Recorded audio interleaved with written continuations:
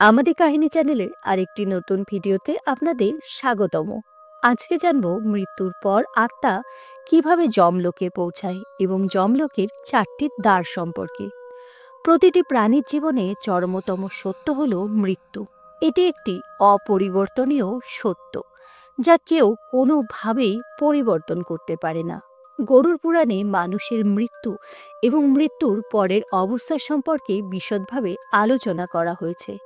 প্রতিটি প্রাণী নিজ কর্ম অনুযায়ী এই পৃথিবীতে জন্মগ্রহণ করে এবং কর্মফল ভোগ সম্পন্ন হলে তাকে এই পৃথিবী ত্যাগ করতে হয়।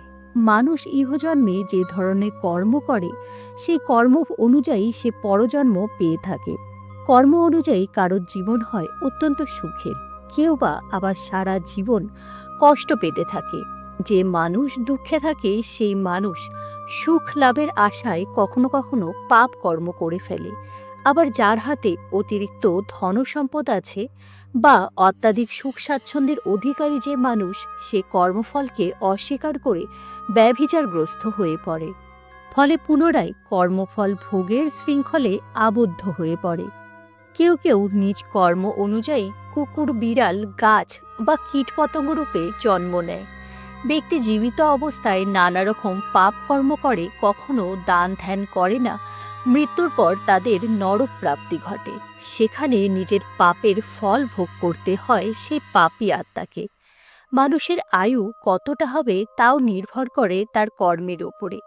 নিজ কর্ম অনুযায়ী প্রতিটি প্রাণী তার দীর্ঘ জীবনযাত্রায় এই পৃথিবীতে কর্মফল ভোগ করে। মৃত্যুর পর পৃথিবীতে আত্মার যাত্রা এবং কর্মফল ভোগের যাত্রা সম্পন্ন হয়। তবে মৃত্যুর পরও তাকে কর্মফল ভোগ করতে হয়। আসলে আত্মার কখনো মৃত্যু হয় না, তা কেবল এক দেহ থেকে অন্য দেহ ধারণ করে। মৃত্যুর পর দুজন যমদূত আসে আত্মাকে যমলোকে নিয়ে যাওয়ার জন্য। যমদূতেরা আত্মাকে যমলোকে নিয়ে গিয়ে তার পাপ পুণ্যের হিসাব করে, কিন্তু তখনও আত্মা তার পরিবারের মায়া থেকে সম্পূর্ণ মুক্ত হতে পারে না বলে 24 ঘন্টা পর তাকে আবার সেখানে ফিরিয়ে আনা হয়। এরপর 13 দিন সেই বিদেহী আত্মা সেখানে ঘোরাফেরা করে এবং নিজের কাছের মানুষদের ডাকতে থাকে, কিন্তু দেহ না থাকায় তার আওয়াজ কেউ শুনতে পায় না। অন্যদিকে পুরনো শরীর ধারণ করতে চাইলে যমদূতেরা তাকে বাধা দেয়। এরপর সেই আত্মার ইহজগতের টান ক্রমশ দুর্বল হতে থাকে। তখন তিনি পায়ে হেঁটে যমলোকের উদ্দেশ্যে রওনা হন। যমলোকে পৌঁছাতে সময় লাগে 1 বছর।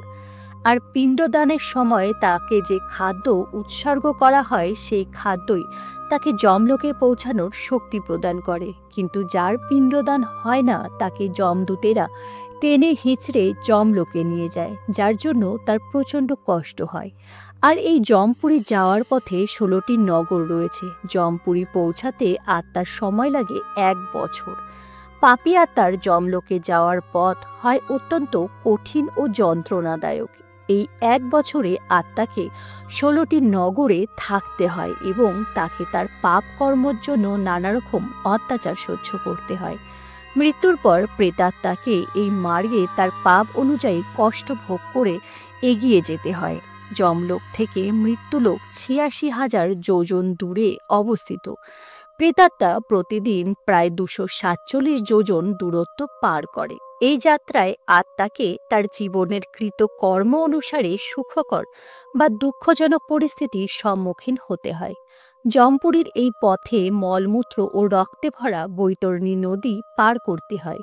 যে ব্যক্তি জীবিতকালে গরু দান করেছেন, নানা রকম পুণ্য কর্ম করেছেন, তার আত্মা সহজেই এই বৈতরণী নদী পার হয়ে যমলোকে পৌঁছাতে পারে। পাপী আত্মাকে এই নদী পার করতে খুব কষ্ট পেতে হয়। যমপুরীতে পৌঁছানোর পর আত্মা পুষ্পদকা নামে আরেকটি নদীতে পৌঁছায়। এই নদীর জল পরিষ্কার এবং সেখানে পদ্ম ফুল ফুটে থাকে। এই নদীর তীরে একটি ছায়াময় বড় গাছের নিচে আত্মা কিছুক্ষণ বিশ্রাম নেয়। এখানে সেই জীবাত্মা পুত্র বা আত্মীয় বর্গদের উৎসর্গীকৃত পিণ্ড গ্রহণ করে পুনরায় চলার শক্তি অর্জন করে।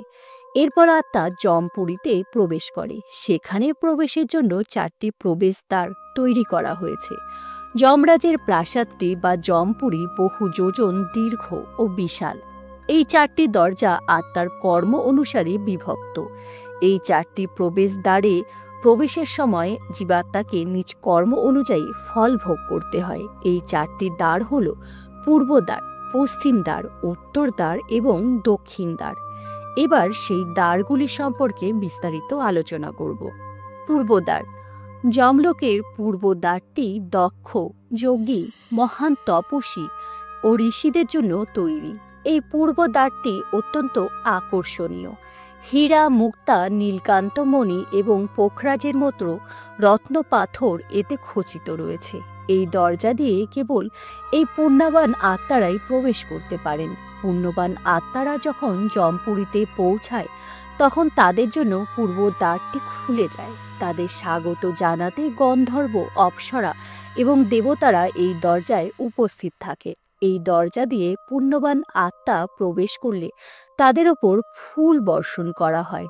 এরপর চিত্রগুপ্ত তাদের সম্মান প্রদর্শন করে স্বর্গের পথে নিয়ে যান। পশ্চিম দ্বার। যমলোকের পশ্চিম দ্বারটিও রত্নখচিত। যে সমস্ত ব্যক্তিরা তাদের জীবদ্দশায় ভালো কাজ করেছেন, দান, ধ্যান, ধর্ম পালন করেছেন, তীর্থস্থানে ভ্রমণ করেছেন, নিঃস্বার্থভাবে সকলের সেবা করেছেন, তাদের আত্মা এই দ্বারের মাধ্যমে যমালয়ে প্রবেশ করে। উত্তর দ্বার। যারা সত্যবাদী, পিতামাতার সেবা করে এবং মানুষকে সাহায্য করে, অহিংস কাজ করে, যমলোকের উত্তর দরজা দিয়ে তাদের আত্মা প্রবেশ করে। উত্তরের এই দরজাটিও বিভিন্ন সোনার রত্ন দিয়ে খচিত। দক্ষিণ দ্বার। আমরা অনেক সময় কথায় কথায় বলে থাকি যমের দক্ষিণ দুয়ার।